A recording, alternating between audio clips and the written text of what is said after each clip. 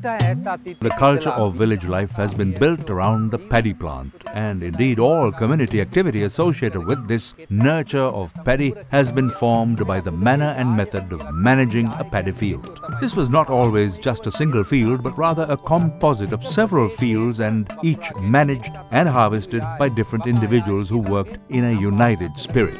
There is a notable difference in practice in some places, and this is dependent on the position of the paddy field in relation to the surrounding environment, the climate, the rainfall and elevation. In some places there was water for irrigation from the local tank or reservoir. In another location, the field was irrigated on the basis of whatever rainfall occurred. Another type was a slash and burn field where the jungle was cleared and the land prepared for just one season of rice cultivation. Where there is mountainous territory, then another method known as the step paddy fields is prepared. A fundamental in the cultivation of rice and the culture surrounding it is the careful management of water resources. The system was to harness the gravitational flow of such water from a higher point, which is why the network of drains of varying sizes and breadth are seen alongside the paddy field.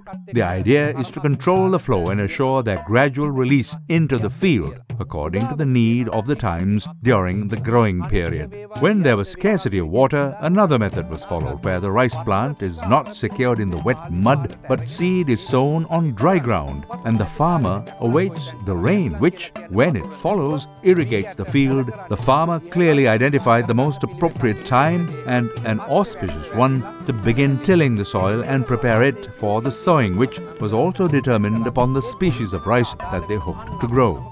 The sowing was also planned with attention paid to the season of the harvest. Usually, there have been just 2 seasons for the rice harvest, though occasionally there has been a third harvest as well. An important factor was the collaborative spirit among the different farmers in the adjacent fields.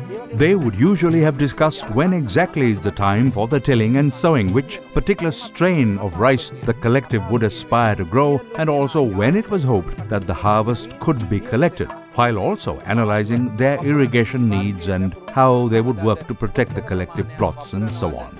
No one sought the need to take unfair advantage of another fellow farmer, but rather would work in a spirit of cooperation to ensure that all have enjoyed an equal opportunity to benefit from their toil.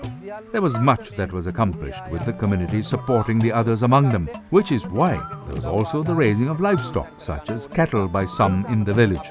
This was so that at the appropriate times there could be a sharing of this resource as well, enabling every farmer to have the requisite number of bulls to work the land.